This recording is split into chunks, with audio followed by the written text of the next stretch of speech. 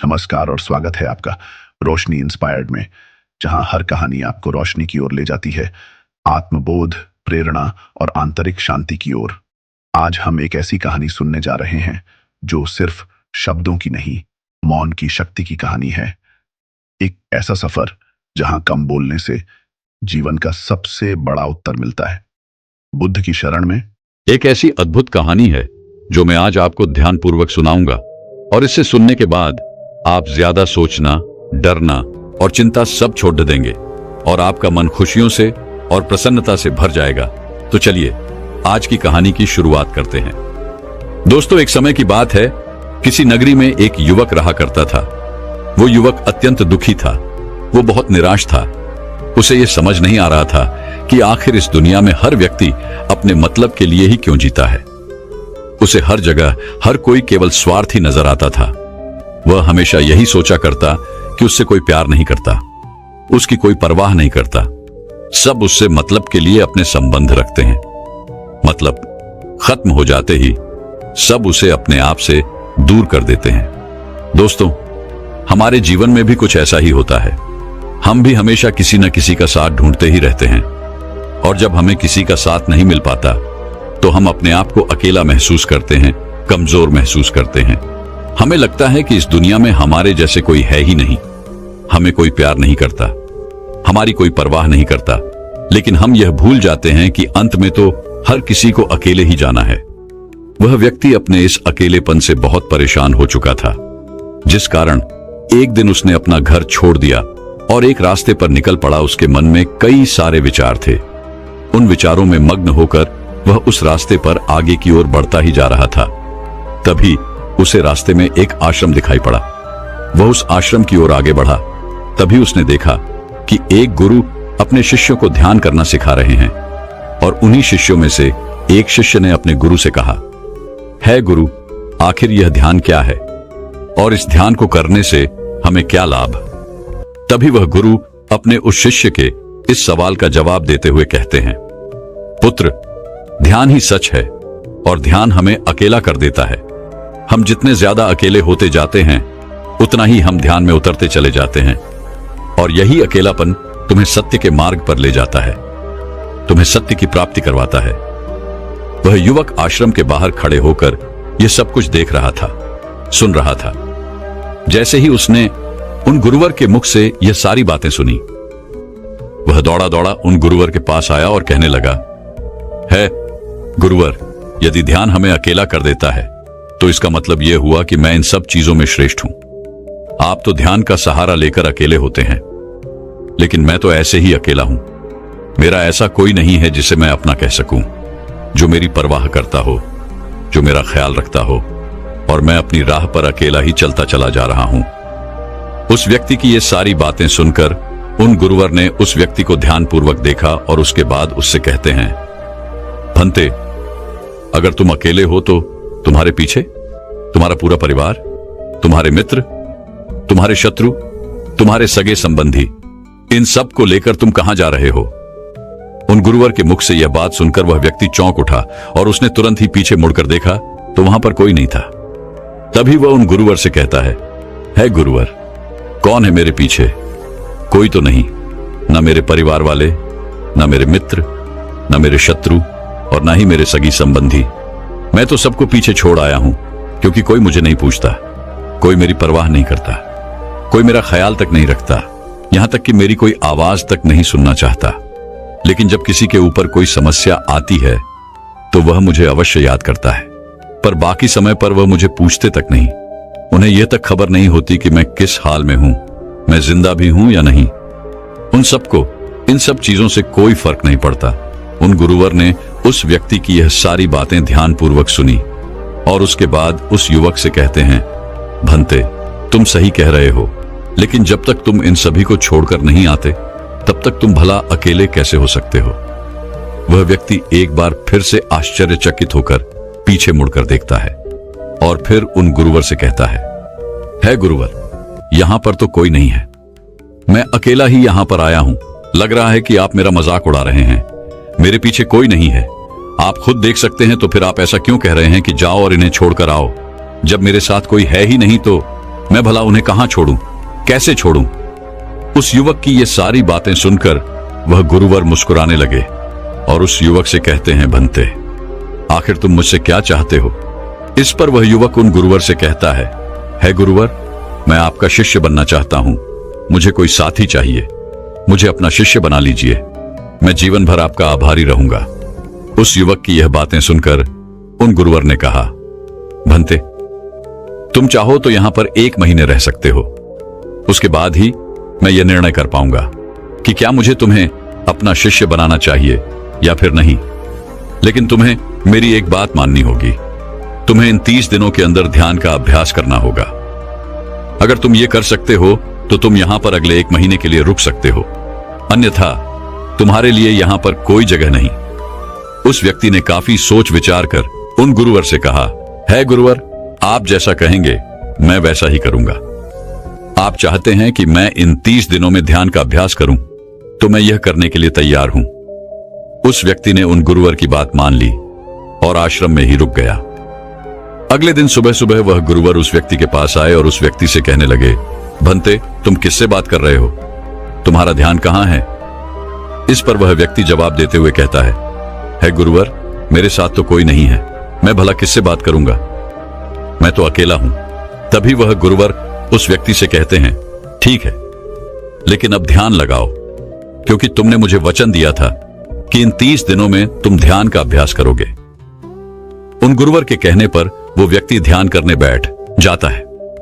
लेकिन पहले दिन उसे ध्यान करने में बहुत तकलीफें आती हैं, बहुत सारी परेशानियों का सामना करना पड़ता है। यहां तक कि वो ढंग से लगातार बैठ भी नहीं पा रहा था। उसके पैर मानो सुन्न से हो जाते और उसका पैर मानो काम करना ही बंद कर देता। ये सारी बातें वह गुरुवर देख रहे थे।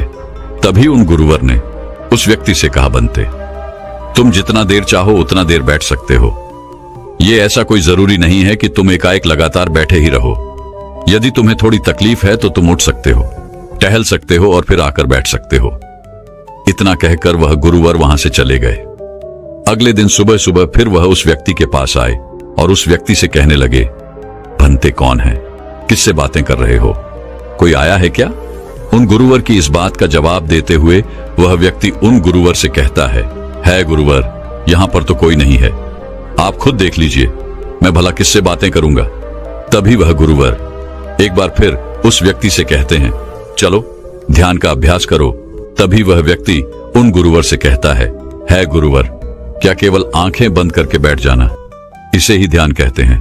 अगर इसे ही ध्यान कहते हैं तो यह तो बड़ा ही आसान है और इसे तो कोई भी कर सकता है, केवल आंखें बंद करके बैठना ही तो है। इसका जवाब देते हुए वह गुरुवर उस व्यक्ति से कहते हैं, भंते, केवल आंखें बंद करके बैठ जाना इसे ध्यान नहीं कहते। ध्यान करने के लिए तुम्हें अपने मन को एकाग्र करना होगा, अपने मन को किसी एक चीज पर लगाना होगा।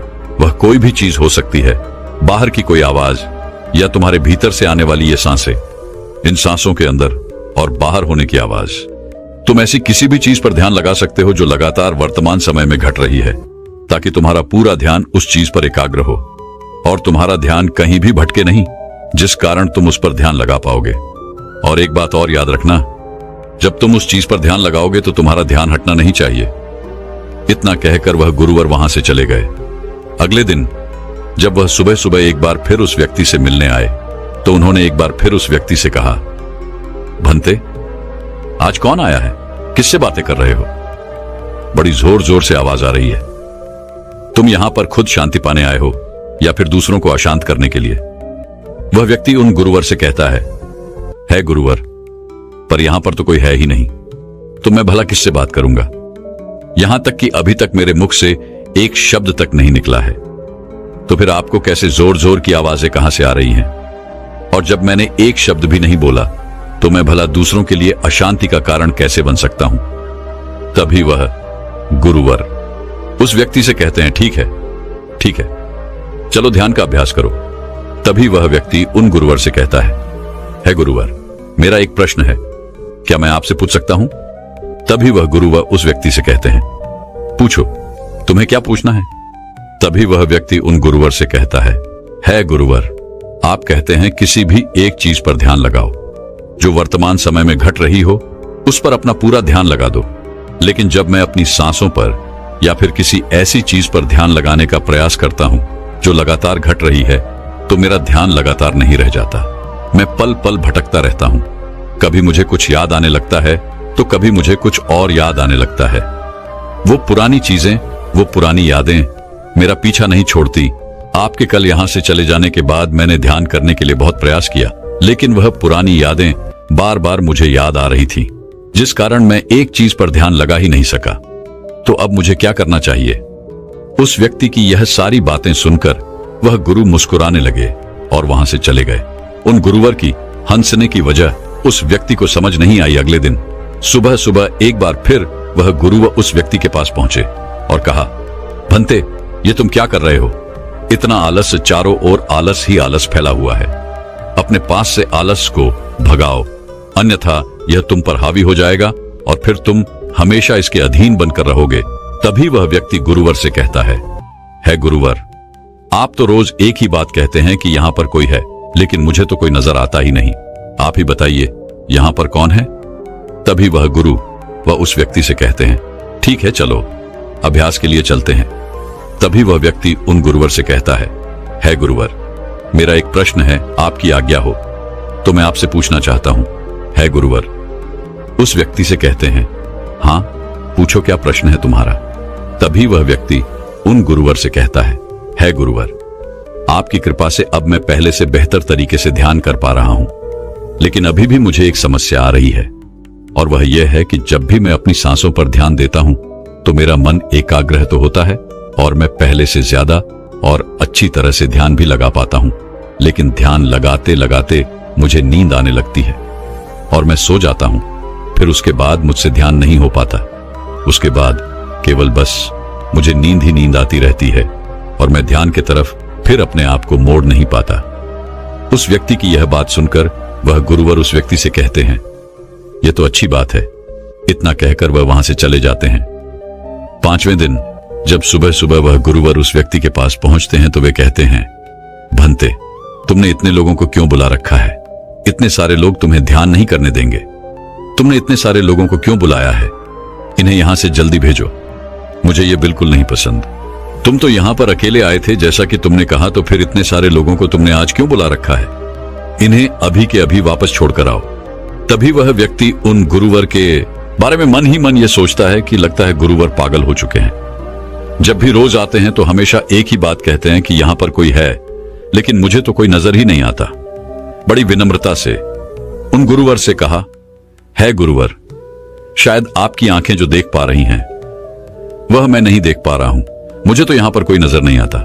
फिर आपको कैसे? यहां पर लोग ही लोग नजर आ रहे हैं। फिर गुरुवर उस व्यक्ति से कहते हैं, अच्छा ठीक है, चलो अब ध्यान का अभ्यास करते हैं। तभी वह व्यक्ति उन गुरुवर से कहता है गुरुवर, मुझे ध्यान के वक्त नींद आती थी। जैसा कि मैंने आपको बताया था, उस पर तो मैंने नियंत्रण पा लिया, लेकिन अब जब भी मैं ध्यान करने बैठता हूं, किसी एक चीज पर अपना ध्यान केंद्रित करता हूं, तो मेरे मन में विचारों का सैलाब होता है। मानो विचारों की बाढ़ सी आ जाती है। इतने विचार तो आंख खोलकर भी मैंने कभी नहीं देखे होंगे, जितने की आंखें बंद करने के बाद मुझे नजर आते हैं। और इन विचारों में कुछ ऐसे विचार भी मेरे मन में आते हैं जिनके बारे में आज तक मैंने सोचा तक नहीं है। मुझे उनके बारे में कुछ भी नहीं पता। ये सब क्यों हो रहा है गुरुदेव? उन गुरुवर ने उस व्यक्ति की यह बात सुनकर उस व्यक्ति से कहा, अच्छा ऐसा हो रहा है। इतना कहकर वह गुरुवर वापस चले गए। अगले दिन सुबह सुबह वह गुरुवर एक डंडा लेकर उस युवक के पास पहुंचे और एक डंडा जड़ते हुए उस युवक से कहते हैं, मैंने तुम्हें पहले ही कहा है, इतने सारे लोग मुझे पसंद नहीं, तुम्हें इन्हें छोड़कर आना होगा। आखिर तुम रोज रोज इन्हें क्यों ले आते हो? इतनी भीड़ इकट्ठा करके तुम्हें क्या लाभ? आज के बाद यह यहां पर नहीं आने चाहिए। इस बात का ख्याल रखना। यदि आज के बाद यहां पर कोई भी नजर आया और तुम्हारी बक बक मुझे सुनाई पड़ी, तो मैं तुरंत ही तुम्हें इस आश्रम से निकाल दूंगा। तभी वह व्यक्ति बड़ी विनम्रता से उन गुरुवर से कहता है गुरुर, मुझे तो यह समझ नहीं आता कि मुझे कोई नजर ही नहीं आता, लेकिन आप रोज एक ही बात कहते हैं कि यहां पर मैंने भीड़ इकट्ठी कर रखी है। जिन लोगों को भी मैंने लाया है उन्हें मुझे छोड़कर आना होगा, लेकिन मैं आपसे हर रोज एक ही बात कहता हूं कि मुझे कोई नहीं नजर आता, ना ही मुझे कोई यहां पर दिखाई पड़ता है। और ना ही मैं अपने मुख से एक शब्द भी निकालता हूं, लेकिन फिर भी आप कहते हैं कि आपको लोगों की आवाजें सुनाई पड़ रही हैं, तभी वह गुरुवर है। उस व्यक्ति की इस बात का जवाब देते हुए कहते हैं, क्या तुम्हारे मित्र, तुम्हारे परिवार वाले, तुम्हारे सगे संबंधी, तुम्हारे शत्रु, तुम्हारी इच्छाएं, तुम्हारी वासनाएं, ये सब क्या तुमसे मिलने नहीं आते? वह व्यक्ति उन गुरुवर से कहता है, नहीं गुरुदेव, मुझसे कोई मिलने नहीं आता। मैं तो यहां पर अकेला ही आया था और अभी भी मैं अकेला ही हूं, मेरा कोई नहीं। तभी वह गुरु व क्रोधित होकर उस झंडे से उस व्यक्ति पर एक और प्रहार करते हैं और कहते हैं, अभी बैठो, अभी ध्यान लगाओ, और यदि तुम्हारे ध्यान में कोई भी आता है तो मुझे बताओ। वह व्यक्ति उन गुरुवर की बात मान लेता है और तुरंत ही ध्यान करने बैठ जाता है। कुछ देर तक तो वह काफी शांत रहता है, लेकिन कुछ देर बाद ही वह उन गुरुवर से कहता है गुरुदेव, मेरा भाई मुझसे मिलने आया है, साथ में मेरे पिताजी भी हैं। दोनों बहुत दुखी हैं क्योंकि मैं उन्हें छोड़कर यहां जो चला आया हूं। मेरे भाई की तबीयत भी कुछ ठीक नहीं लग रही। वह मुझे बुला रहे हैं। मेरे बड़े भाई की पत्नी अर्थात मेरे भाभी मेरे बड़े भाई के साथ अच्छा व्यवहार नहीं कर रही, और तो और मेरी प्रेमिका भी आई हुई है। वह मुझसे पूछ रही है कि क्या तुम मुझसे शादी करोगे या फिर मैं किसी और से शादी कर लूं। वह भी बहुत दुखी नजर आ रही है। और इतना ही नहीं, मेरे कुछ मित्र भी पीछे खड़े हैं जिनसे मैंने कुछ कर्ज लिए थे। आज वो मुझसे अपना कर्जा मांगने आए हैं, मुझे धोखेबाज कह रहे हैं, मुझे अपशब्द बोल रहे हैं, और वो साथ में मेरे कुछ शत्रुओं को भी लाए हैं। लेकिन मेरे शत्रु मुझे मारना नहीं चाहते। वह तो यह कह रहे हैं कि तू तो पहले से ही मरा हुआ है, तुझे और क्या मारना। इतना कहकर वह व्यक्ति कुछ देर के लिए शांत हो गया, लेकिन उसी के बाद फिर कुछ देर बाद वह एक बार फिर से उन गुरुवर से कहने लगा है, गुरुवर, अब मेरे पास एक बहुत बड़ा घर है, इसे मैंने खरीद लिया है। मैं, मेरे पिता, मेरी माता, मेरा भाई, मेरी भाभी सभी इसमें बहुत मिलजुल के रह रहे हैं। हम बहुत खुश हैं। मैं अब अपने मित्रों से अत्यधिक अमीर हूं। मेरे पास बेशुमार धन दौलत है, और तो और मैंने अपनी प्रेमिका से शादी भी कर ली है और इसका जश्न मना रहे हैं। इतना कहकर वह व्यक्ति एक बार फिर शांत हो गया और फिर कुछ देर बाद और फिर एक बार उन गुरुवर से कहता है गुरुवर, मुझे कोई मारने का प्रयास कर रहा है। लगातार वो मुझ पर प्रहार कर रहा है। मैं उसका चेहरा देखने का प्रयास कर रहा हूं, लेकिन मुझे उसका चेहरा नजर नहीं आ रहा। इतना कहते कहते वह उन गुरुवर से कहता है, गुरुदेव, ये तो आप हैं जो मुझे मार रहे हैं, और यह भी कह रहे हैं कि इतनी भीड़ को लेकर क्यों आए हो और इन्हें लेकर कहां जा रहे हो। मेरे साथ तुम्हें अकेले ही चलना होगा। इतना कहकर वह व्यक्ति ध्यान से उठ गया और उनको रुके चरणों में गिर पड़ा और उनसे कहने लगा, है गुरुदेव, आप सही थे। आप जो हमेशा कहते थे कि इस भीड़ को लेकर मैं कहां जा रहा हूं, आप हमेशा यही कहते थे कि इन सबको छोड़कर आओ, लेकिन मुझे कोई नजर नहीं आता था। लेकिन आज मैंने उन सबको देख लिया जिन्हें मैं अपने साथ लेकर आया था, जिन्हें मैं अपने साथ लेकर घूम रहा था। हर कोई मेरे साथ ही है, मेरे पास है। लेकिन मैं ये सोच रहा था कि आखिर मैं इतना बेचैन क्यों हूं और मेरी बेचैनी की वजह क्या है। उस व्यक्ति की यह सारी बातें उन गुरुवर ने ध्यानपूर्वक सुनी और उसके बाद वो वहां से चुपचाप उठकर चले गए। उसके बाद से वो गुरुवर उसके पास कभी नहीं आए। लेकिन वह व्यक्ति हर रोज ध्यान का अभ्यास कर रहा था और पूरे 1 महीने बाद जब वह उन गुरुवर के पास पहुंचा तो उन गुरुवर से कहने लगा है, गुरुवर, जैसा कि आप कहते थे कि मैं हमेशा अपनी भीड़ को अपने साथ लेकर घूमता हूं, तो आज मैंने उस भीड़ को विदा कर दिया है और अब मैं बिल्कुल अकेला हूं। मेरे साथ कोई नहीं, मेरे साथ आप भी नहीं है, यहां तक कि मैं खुद अपने साथ नहीं हूं। मैं एक परम शांति महसूस कर रहा हूं।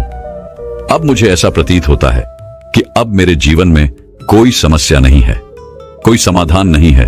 मैं बहुत हल्का महसूस कर रहा हूं, मैं बहुत अच्छा महसूस कर रहा हूं, और इस शांति में जो आनंद है इसका क्या कहना। तभी वह गुरुवर उस व्यक्ति से कहते हैं, भंते, अगर तुम चाहो तो इस अकेलेपन को लेकर तुम अपनी दुनिया में वापस जा सकते हो। अव्याधि, तुम उस संसार में वापस भी लौट जाओ।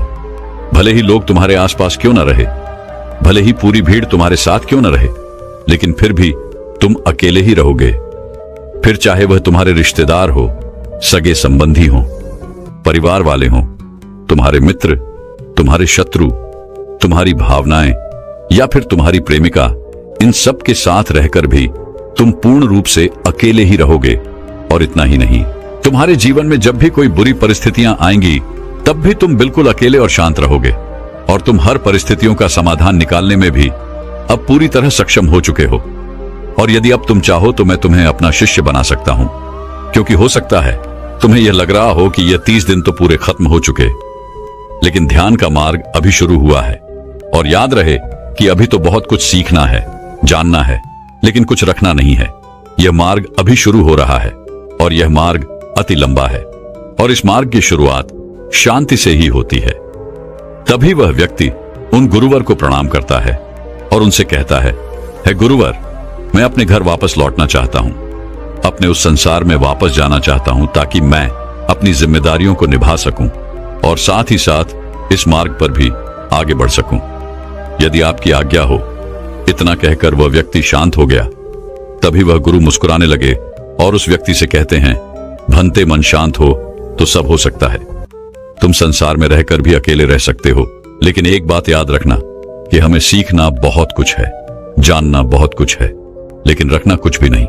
अब तुम जा सकते हो, तुम्हारा कल्याण हो। तो दर्शकों, चलिए अब ज्यादा सोचने के ऊपर अगली कहानी की शुरुआत करते हैं। संपूर्ण मानव जाति एक दौड़ में लगी हुई है, एक ऐसी दौड़ जो कभी पूरी नहीं होती, जो उसके जन्म के साथ शुरू होती है और मरने तक उसका पीछा नहीं छोड़ती। लेकिन क्या कभी आपने ध्यान दिया है कि यह दौड़ किस चीज की है?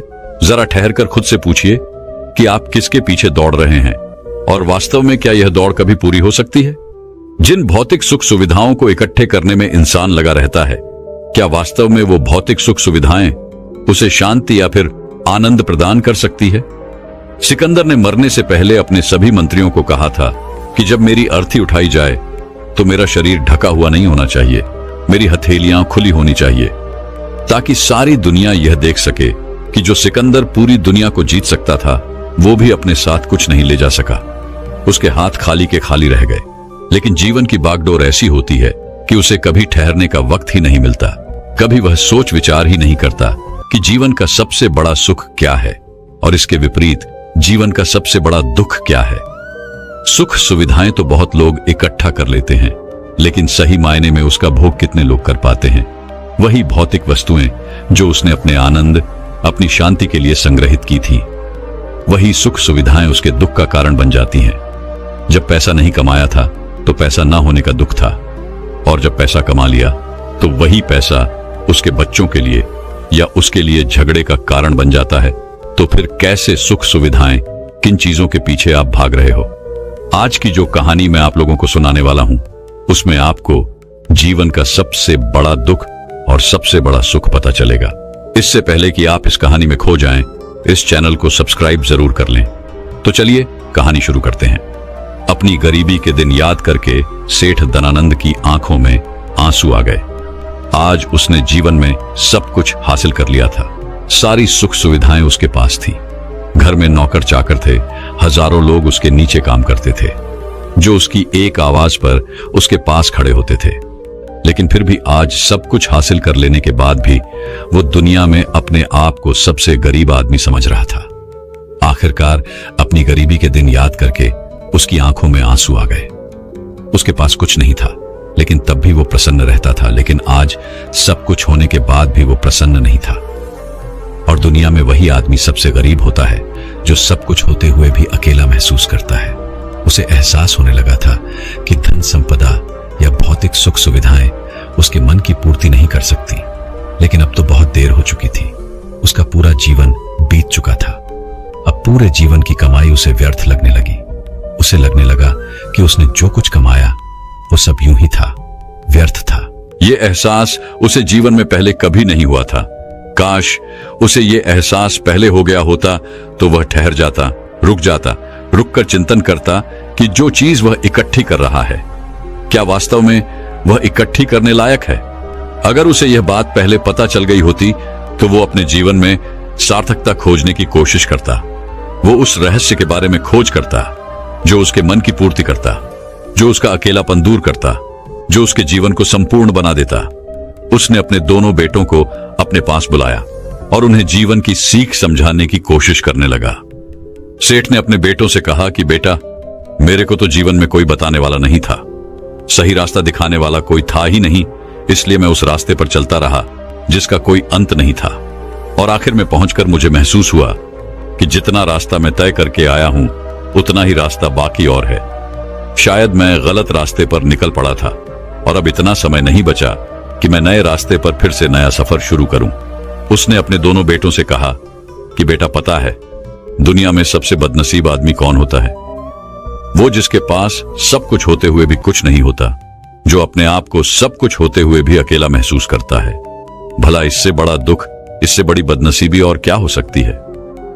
यह सुनकर उसके बड़े बेटे ने कहा कि पिताजी, सब कुछ तो आपके पास है, धन संपदा, पूरा परिवार, सारी खुशियां आपके पास है, लेकिन फिर भी आप अपने आप को बदनसीब क्यों समझते हैं? उसका बड़ा बेटा वह नहीं समझ पा रहा था जो उसके पिता उसे समझाने की कोशिश कर रहे थे। फिर भी उसने अपनी बात को समझाने की कोशिश करते हुए कहा, अभी तुम्हें लगता है कि जीवन में तुम्हारे पास सब कुछ है। मुझे भी तुम्हारे उम्र में ऐसा ही लगता था, लेकिन अब मैं बूढ़ा हो चला हूं। कुछ समय बाद मेरी मृत्यु भी नजदीक है और अब मुझे एहसास हो रहा है कि दुनिया में तो सब कुछ पीछे छूट जाता है। घर, परिवार, रुपया, पैसा, धन संपदा, सब कुछ यही रह जाता है और आखिर में मेरे साथ जाएगा क्या? क्या मैं दुनिया में सबसे अकेला इंसान नहीं हूं? क्या मैं दुनिया का सबसे बदनसीब आदमी नहीं हूं, जिसके पास सब कुछ होते हुए भी वह अपने साथ कुछ भी नहीं ले जा सकता? सेठ के बेटे ने सेठ से सवाल पूछा कि पिताजी, फिर दुनिया में क्या इकट्ठा करना चाहिए? ऐसे तो हर इंसान अकेला ही होता है। कौन इंसान इस दुनिया में भला ऐसा होता है जो अपने साथ इस दुनिया की सुख सुविधाएं या फिर अपना परिवार को साथ लेकर जाता है? सब लोग तो अकेले ही जाते हैं। फिर तो दुनिया में हर एक आदमी बदनसीब ही हुआ। यही सवाल सेठ के मन में भी उठ रहा था, लेकिन उसके खुद के पास इसका कोई जवाब नहीं था, तो वह अपने बेटे को भला इसका क्या उत्तर देता। इसीलिए उसने अपने बेटे से कहा कि बेटा, मैं खुद इस सवाल का जवाब तलाश रहा हूं। अगर एक आदमी के पास सब कुछ होते हुए भी वह अकेला है, उन भौतिक सुख सुविधाओं का वह भोग नहीं कर पा रहा है, तो वह सबसे बड़ा दुख हुआ। मैं मानता हूं दुनिया का सबसे बड़ा दुख यही है कि आपके पास सब कुछ होते हुए भी आप अकेलापन महसूस करो। लेकिन इसके विपरीत दुनिया का सबसे बड़ा सुख क्या हो सकता है? इस सवाल का जवाब तो मेरे बेटे मुझे भी नहीं पता। इसीलिए मैं यह चाहता हूं कि मेरे मरने से पहले जिस सवाल का जवाब मुझे नहीं मिला, वह जवाब तुम अपने जीवन में ढूंढो। और यकीन मानो, अगर तुमने अपने जीवन में इस सवाल का जवाब ढूंढ लिया तो तुम दुनिया के सबसे सुखी इंसान कहलाओगे। यह कहानी सुनाकर गुरु ने अपने शिष्यों से सवाल पूछा कि दुनिया में सबसे बड़ा सुख क्या होता है? सभी शिष्य ध्यानपूर्वक अपने गुरु की यह कहानी सुन रहे थे। संध्या का समय था। धीमी धीमी हवा चल रही थी, जिससे कि पेड़ की पत्तियां हिल रही थीं। आसमान में पक्षी सहचा रहे थे। सूर्य अस्त होने को आया था और सभी शिष्य अपने गुरु से इस सवाल का जवाब जानना चाहते थे।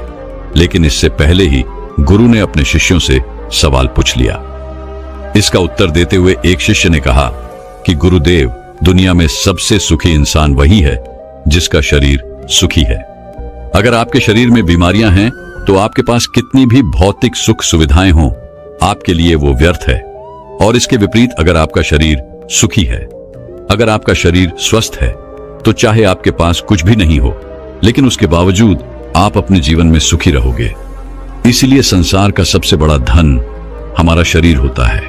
यह सुनकर दूसरे शिष्य ने उसका विरोध करते हुए कहा कि गुरुदेव, दुनिया में बहुत से लोग ऐसे हैं जिनका शरीर एकदम स्वस्थ है, लेकिन बावजूद इसके वो अपने जीवन में सुखी नहीं है। मैं मानता हूं कि जीवन में सबसे ज्यादा सुखी वही इंसान है जिसका मन सुखी है। गुरु ने अपने इस शिष्य से सवाल किया कि अच्छा, ये बताओ कि मन को सुखी किस प्रकार किया जा सकता है? इसका जवाब देते हुए उस शिष्य ने कहा कि गुरुदेव, मन कभी भी संतुष्ट नहीं होता है। अगर हम किसी प्रकार मन को संतुष्ट करना सीख लें तो फिर हम किसी भी परिस्थिति में आनंद और शांति से रह सकते हैं। लेकिन समस्या यही होती है कि मन का भला कभी होता ही नहीं है। मन को चाहे कितना भी खिला दो, लेकिन उसकी भूख कभी पूरी नहीं होती। चाहे उसको कितना ही धन दे दो, लेकिन बावजूद इसके इसका लालच बढ़ता ही जाता है। अब गुरु ने सभी शिष्यों को समझाना शुरू किया। गुरु ने कहा कि अज्ञानतावश मनुष्य कभी यह समझ नहीं पाता कि उसका मन हमेशा से खाली था, लेकिन व्यर्थ की चिंताएं, व्यर्थ के लक्ष्य अपने जीवन में बनाकर उसने अपने मन को बांध लिया। जिस मन की प्रवृत्ति हमेशा खाली रहने की थी, उसने उस मन को कूड़े कचरे से भर लिया। इसीलिए वह मन जो बचपन में हमेशा खाली रहता था, हर चीज में, हर खेल में आनंद ढूंढ लेता था, अकेले में भी आनंद पूर्वक, शांति पूर्वक रहता था, अब वही मन सब कुछ मिल जाने के बाद भी हमेशा दुखी रहता है। लेकिन अगर इंसान सिर्फ वर्तमान में रहना सीख ले, सिर्फ इतना सा होश प्रकट कर ले कि उसे हमेशा वर्तमान में रहना है, ना तो भविष्य की कल्पनाओं में, ना अतीत की यादों में, सिर्फ वर्तमान में, सिर्फ इस एक सूत्र से वो अपने पूरे जीवन को बदल सकता है। वर्तमान में रहकर सभी सूक्ष्म सुविधाओं का भोग करना, पूर्ण होश के साथ, पूर्ण आनंद के साथ हर एक चीज का भोग करना, सिर्फ यही जीवन को सुखी बना सकता है। हम हर चीज को, हर काम को, हर रिश्ते को आधे अधूरे मन से निभाते हैं। जैसे कि खाना खाते समय हमारा दिमाग कहीं रहता है, हमारा शरीर कहीं रहता है, और इसीलिए जब शरीर और मन में दूरी पैदा होती है तो उससे तनाव पैदा होता है। अगर आपका शरीर और आपका मन और मस्तिष्क सभी एक जगह पर संगठित होना सीख लें, तो फिर आप अपने जीवन में उस शांति, उस आनंद का एहसास कर पाएंगे जो बड़े बड़े योगी पहाड़ों में तपस्या करके प्राप्त करते हैं। लेकिन इसके लिए जीवन में ज्ञान के प्रकाश का उदय होना बहुत आवश्यक है, क्योंकि अज्ञानता में आप अपने मन को कभी नहीं समझ पाएंगे। मन को समझना इस दुनिया का सबसे कठिन कार्य होता है। अगर आप अपने मन को जबरदस्ती वर्तमान में खींच कर लाने की कोशिश करेंगे तो आप बहुत जल्दी परेशान हो जाएंगे। ये कार्य बड़े धीरे धीरे, बड़ी निष्ठा और प्रेम के साथ किया जाता है, बड़े संयम के साथ किया जाता है। अगर आप इसको जबरदस्ती करने की कोशिश करेंगे तो आप तनाव में आ जाएंगे, आप बहुत जल्दी हार मान लेंगे। इसलिए कदम कदम पर आगे बढ़ा जाए तब मंजिल सामने ही है। और यह कहकर गुरु ने सभी शिष्यों से कहा कि अब हम ध्यान करेंगे। ध्यान करने से मनुष्य का मन, उसका मस्तिष्क वर्तमान में स्थापित होना सीख जाता है। धीरे धीरे प्रतिदिन ध्यान का अभ्यास करने से वह उस आनंद और शांति का अनुभव कर पाता है जो सांसारिक वस्तुओं में कहीं नहीं मिलता, जो किसी भौतिक सुख सुविधा में नहीं मिलता। और इसके बाद सभी शिष्य अपने गुरु के साथ ध्यान में लीन हो गए। दोस्तों, मैं उम्मीद करता हूं कि यह कहानी सुनने से आपके जीवन में अच्छे बदलाव आए होंगे। आपको इस वीडियो से क्या सीखने मिला, ये कमेंट करके जरूर बताएं और अपने परिवार, दोस्तों या आपके करीबी इंसान के साथ ये कहानी शेयर करके उन्हें भी इस ज्ञान से परिचित करवाएं। बाकी अगर आपको ये वीडियो दिल से अच्छी लगी हो तभी इस वीडियो को लाइक कर देना, और आपने अब तक इस चैनल को सब्सक्राइब न किया हो तो चैनल को सब्सक्राइब भी जरूर कर देना। आपका हर दिन शुभ हो और खुशियों से आपका जीवन भरा रहे। धन्यवाद। नमो बुद्धाय।